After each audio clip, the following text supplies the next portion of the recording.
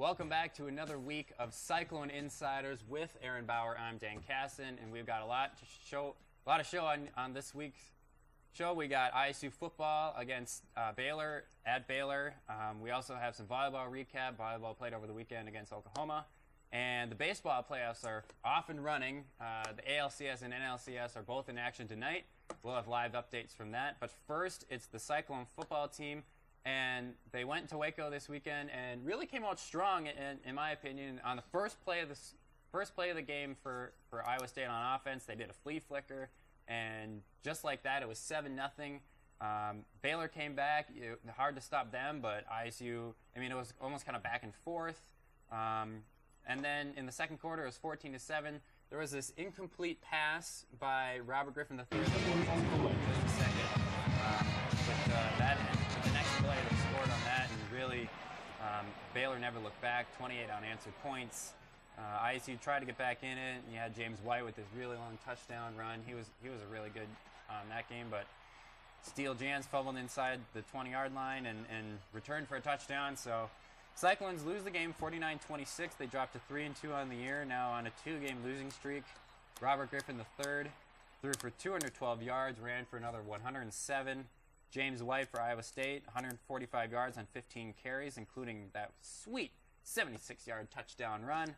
Darius Money Reynolds, named today to the Blitnikoff watch list. He had 7 receptions, 178, and 2 touchdowns. Aaron, this was a game that was kind of up in the air. Baylor had the edge. They were the double-digit favorite. But for the first time all season, Iowa State came out rather strong. Oh, it was really nice to see, Wally Burnham I wouldn't say a flea flicker is a trick play, but it's something that you don't see every week. So that was really cool to see him pull that play out, and then it worked. If Steele Jans would have thrown it just a little farther, could have hit Money Reynolds in stride. We're talking 6 on the first play of the game. But I was also impressed with the Iowa State's defense, shutting down Robert Griffin and the Baylor offense on that very first series. Really set the momentum for the first quarter, and you're like, hey, Iowa State has something going. 2 turnovers right away. For Iowa State, something we hadn't seen is they're -8 still in the turnover margin. But, going into that game, Wally Burnham for his defense, wasn't going to let Robert Griffin throw all over his defense. He was going to stay back and force somebody else to beat him, and somebody else did beat him, and that's the Ganaway running back for Baylor, who had 200 yards, and Iowa State had no answer for him running up the middle. If you watch the game, you just saw a run up the middle after run up the middle after run up Iowa State had no answer for Ganaway. They just gave up. Robert Griffin just handed it off to Ganaway, and they just parted the Red Sea for him, and he just burst up the middle for 10, 12 yards every play, and it seemed. And that was troubling for the defense because, they had the 2 turnovers. They had Robert Griffin held in check, but really, Aaron, they had no answer for Ganaway, and it kind of almost was the turning point, not the turning point, but just that was the key to Baylor's dominant win, was the play of Ganaway. It was. Baylor offensive line up and down controlled the Iowa State defensive line. They pushed them off the ball, and, Ganaway had huge holes to run through. One thing also I thought that killed Iowa State was in the 3rd and longs. Baylor had a 3rd and 10, 3rd and 15, and they had everybody covered down the field, but they didn't contain. They let Robert Griffin get outside of them, get to the first down marker, and then let the Baylor drive continue, and as we saw, those led to points. I thought they got great pressure on Robert Griffin. He's just an amazing athlete. It's tough to bring him down no matter who's playing him. But that one play you did mention earlier, I don't know if you want to call it the tuck rule from the NFL back in the day, that Oakland Raiders replay back. Yeah. But what's funny to me is it was ruled a fumble on the field, and yet they found undisputable evidence to overturn it in the replay booth. I personally didn't see it, but, I guess that's why I'm not a replay official. Well, I saw it live, and there was no question in my mind that was a fumble. He had the ball up here, and all of a sudden he went to throw the ball, and he stopped, and then the ball just came out of his hand. Now, in the NFL, that's a tuck rule. The NFL, the famous Tom Brady in the snow against Oakland Raiders, that's where the rule came about. But there is no tuck rule in the NCAA, and I think that's what people were confused about, and I think that's what even the referees were confused about.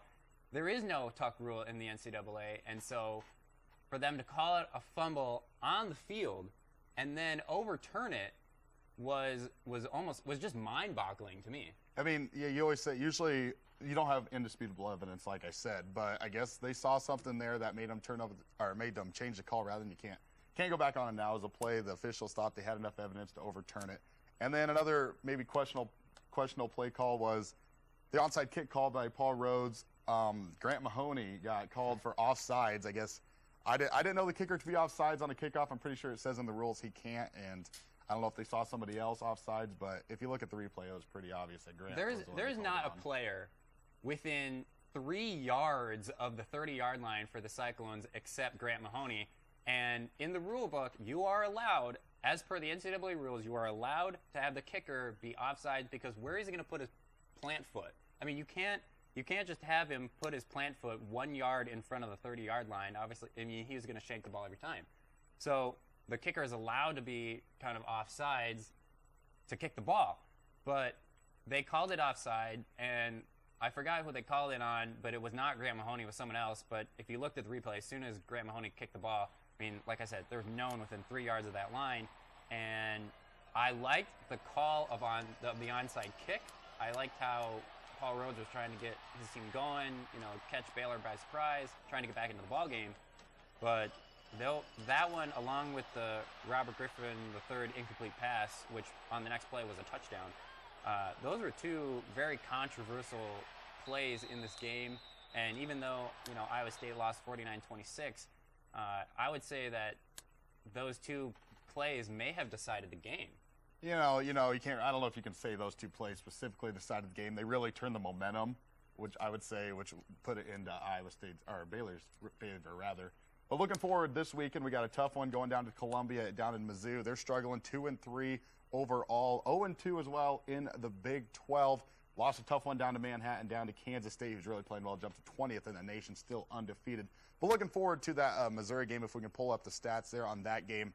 What do you see here that really sets Iowa State and Missouri apart? Missouri really has taken a fall. I mean, a couple of years ago they had Chase Daniel at quarterback. Then they had Blaine Gabbert, who might have been even an improvement from Chase Daniel. And now, there really isn't anyone so special on this Missouri team. And I thought going into the season that Missouri was going to be good, but you look at those stats and you think, this is a winnable game all of a sudden for the Cyclones. I thought at the beginning of the season that Missouri was going to be a bowl game, a team that would win 7-8 games, and all of a sudden now, they're only converting 29% on third down. This is a winnable game for the Cyclones, in my opinion. Very much so. Paul Rhodes, unlike any other Iowa State coach before, has really got his team to play well on the road. And if Iowa State can get Missouri into those third down situations, as you can see right there, only 29% on third down, that's not very good for any college football team. If you can force the Tigers into those third down situations, it shows right there that they're going to struggle. Also, Iowa State needs to lessen that turnover margin, minus 48. No, not minus 8, rather. I'm looking one line above there at 45 penalties, but minus 8 turnover margin. Missouri's playing well on defense at a +3, and then you look one line above right there. Both teams, a lot of penalties. Yeah, so you think Iowa State has a lot of penalties. Look at Missouri. They only have 2 fewer penalties than the Cyclones. This might be one of those games where it's kind of ugly almost. It's going to be a sloppy game. I don't think it's going to be a pretty game. I don't think either team is going to get a flow offensively, really. If there was a game that Steele Jans could just, be that first 3 quarters of UNI or the first quarter of UConn where we're just turning the ball over, this would be a good game to do it because I see, obviously Missouri is a well-coached team and should be a good game, but this could be one of those games where the Cyclones can get over those mistakes as they did at UConn and come out with a win. Yeah, it's a very winnable game, and both teams are 0-2, so somebody's going to win their first Big 12 game.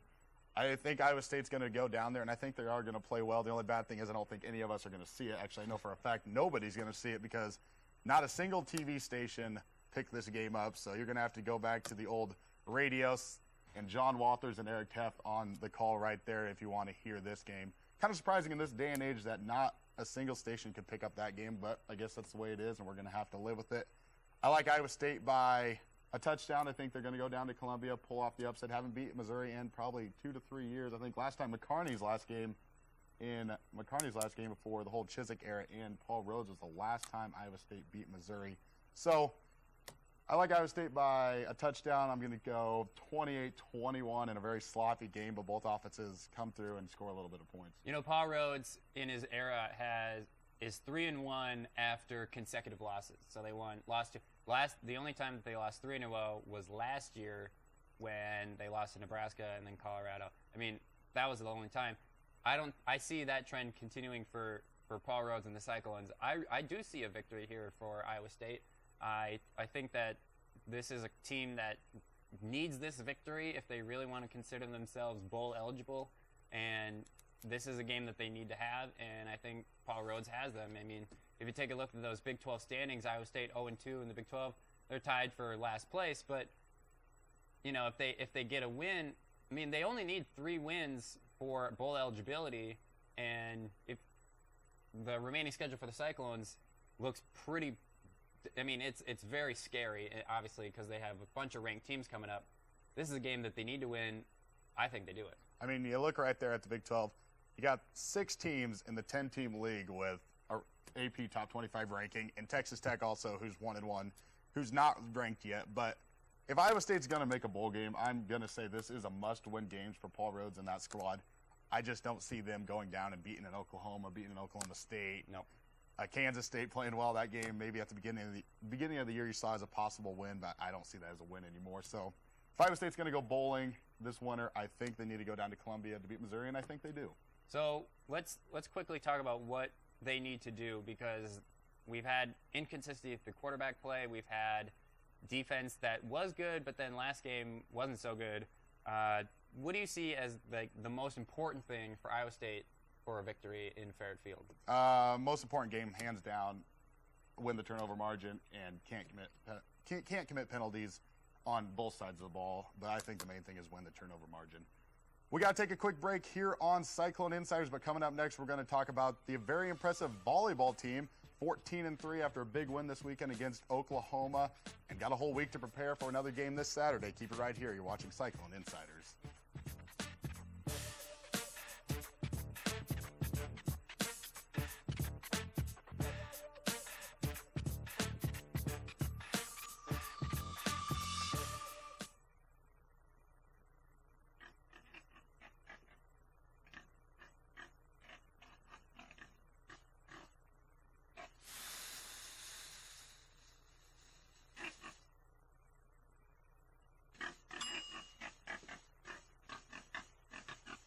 Cook foods to the right temperature using a food thermometer. 3,000 Americans will die from food poisoning this year. Keep your family safer. Check your steps at foodsafety.gov.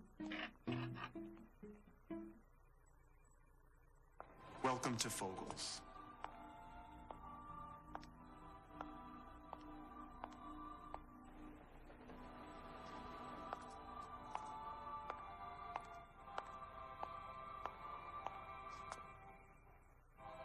Beautiful, isn't it? You expect options everywhere else. Why not with your medical treatment? Talk with your doctor to explore all your options and find what's right for you. Visit ahrq.gov.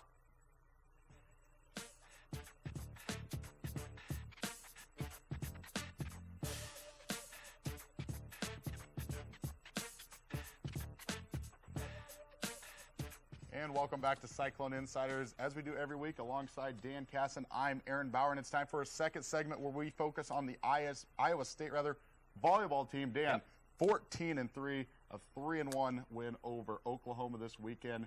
Iowa State's rolling after that loss to Texas earlier. Tell you what, last week on the show, we correctly predicted that the game against Kansas, they would get an easy sweep of that one.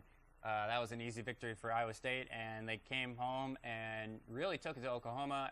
Oklahoma won the 3rd set of that 4-game set, so Iowa State won 3-1, and that was a really close 3rd set, really.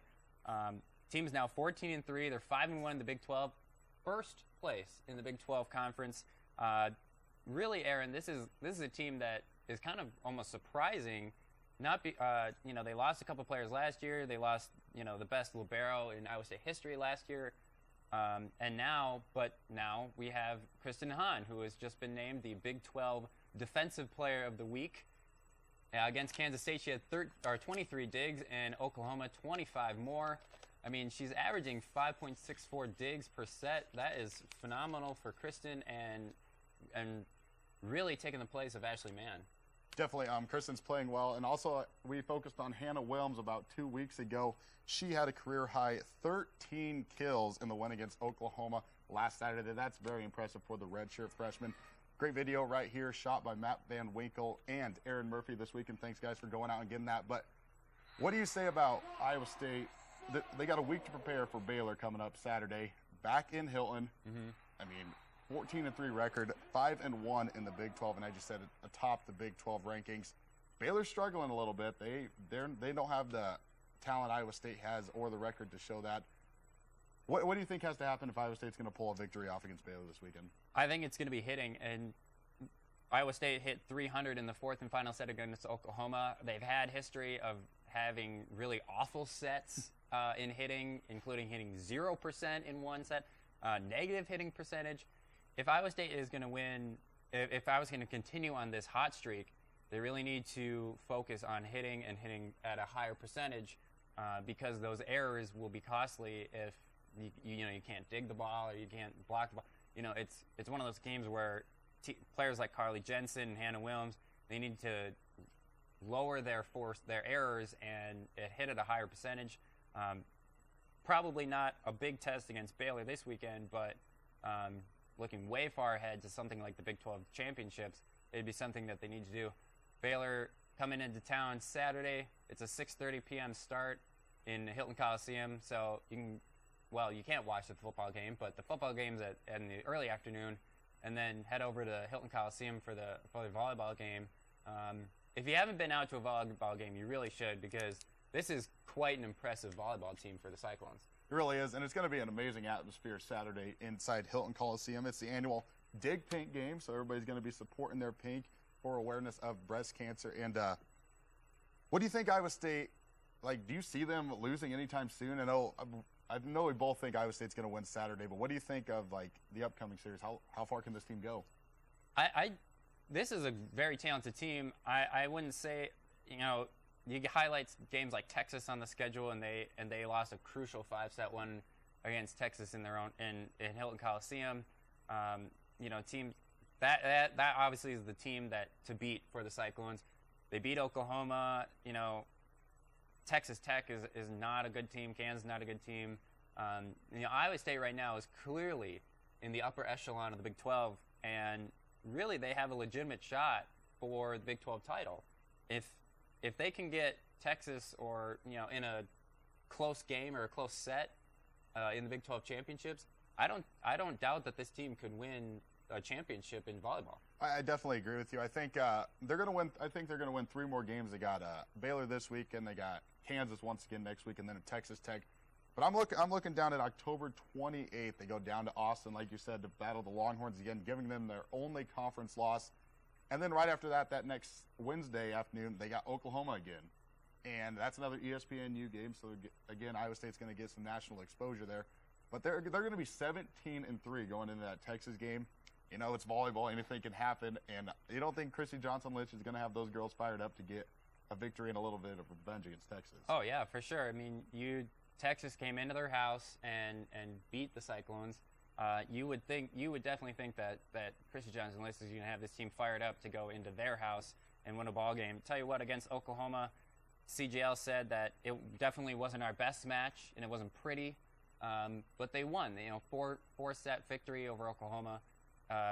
That's pretty telling. If they didn't have their best match and wasn't pretty, and they still came out with a victory.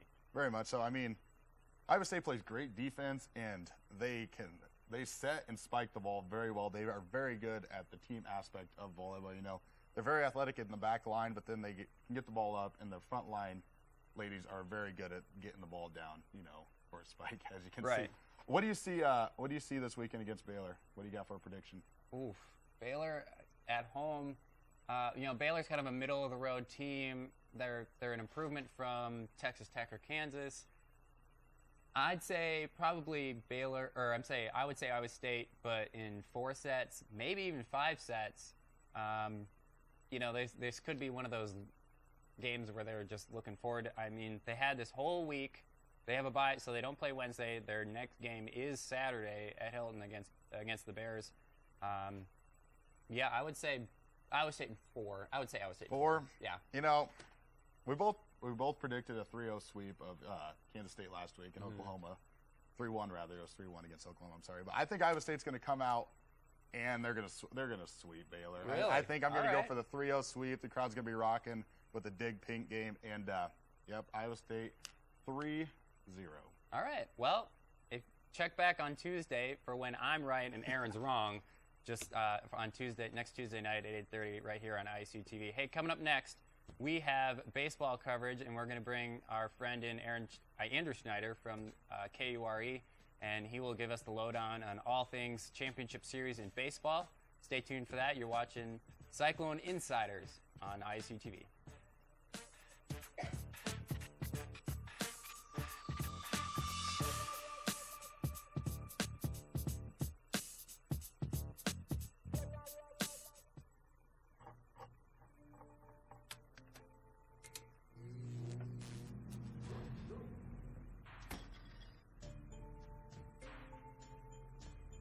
Traditional light bulbs actually generate 9 times more heat than light. Switch to Energy Star light bulbs, and you'll realize just how much cash you were really burning through. Saving energy saves you money. Learn more at EnergySavers.gov. Green, green, green. It's your home, it's your dream. Radon testing, keep it healthy and clean. Make it green, green, green. Making it green starts from the ground up, so make sure the air in your home is healthy for your family to breathe. Test your home for the presence of radon. Go to epa.gov/radon. Make it green, green, green.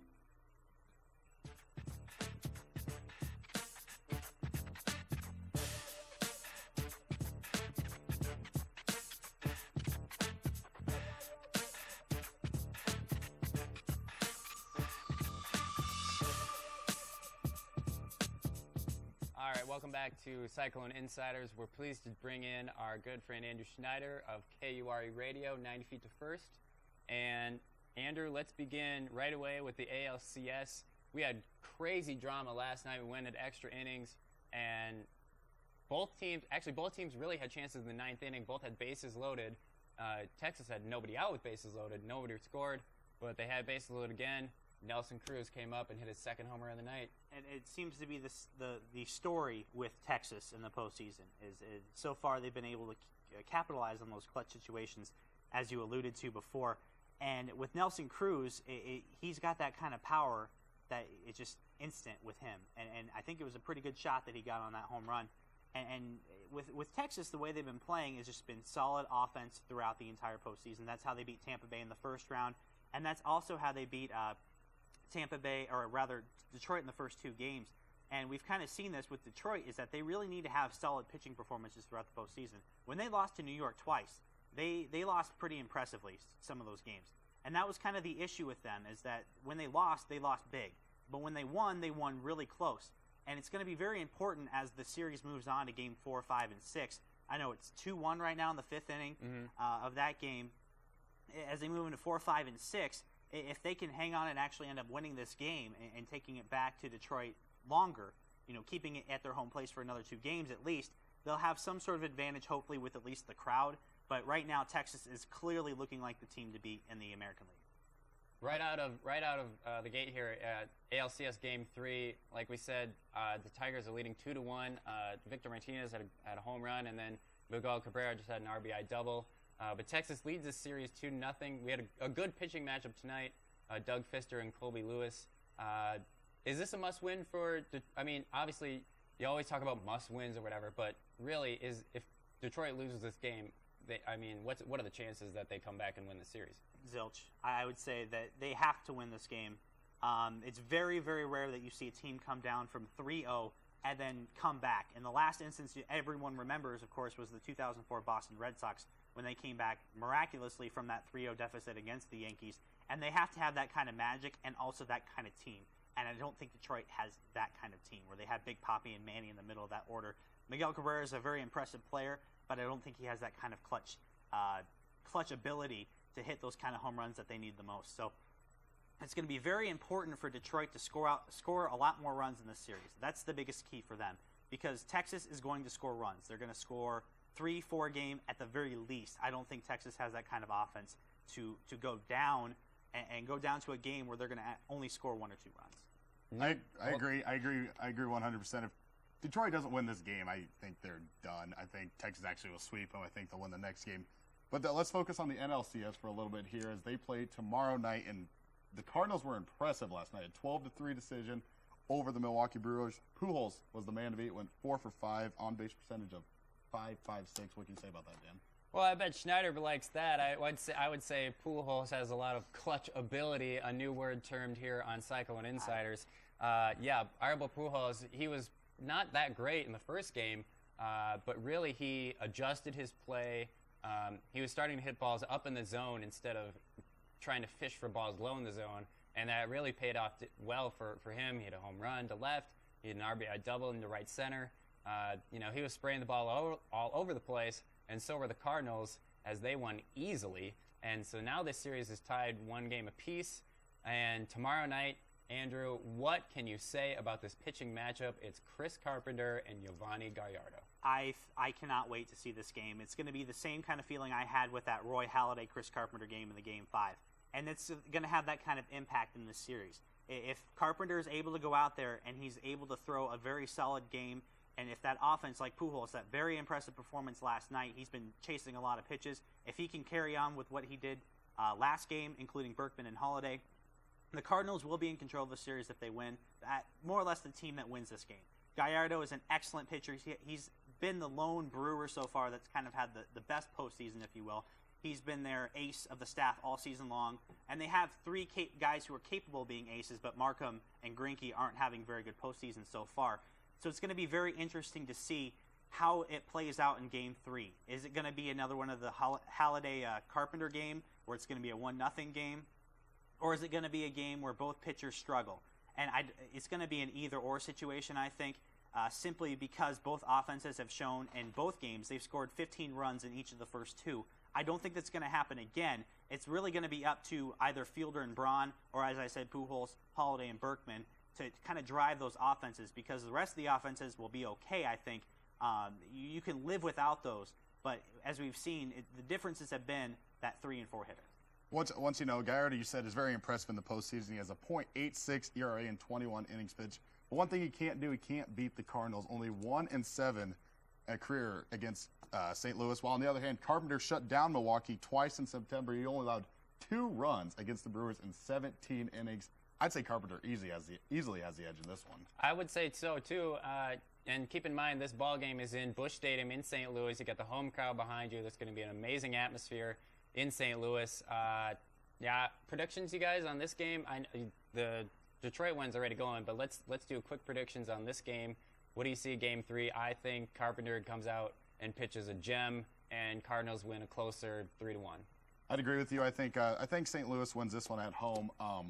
I think Milwaukee overall wins the series. I think they steal one down in St. Louis and then win the final 2. I think it's going to be a 7-game series, and they win the final 2 at home. But I definitely see, like you said, tomorrow maybe a 5-3, a 6-2, something like that. Schneider, you want to get in there? You saw my reaction when you said Brewers, and I cannot pick against the St. Louis Cardinals simply because they were my childhood team. But St. Louis has the ability. They have to win at least 2 of 3 at Busch. They took one earlier in the series from Milwaukee. I say the Cardinals in 7, and then the Cardinals will also win tomorrow 3-2. All right, well, there you have it here, folks. Our predictions are stone cold lead pipe. I mean, we know what we're doing up here, all right? We're journalists, all right? We know what we're doing. We're good analysts, so you can just take those to the bank. That's all we got for you on Cyclone InCYders. We thank Andrew Schneider from KURE. You can hear him on 90 Feet to First, Fridays at noon on KURE 88.5 with Aaron Bauer. I'm Dan Kassan. Tune in to us next week. Cyclone InCYders. See you later.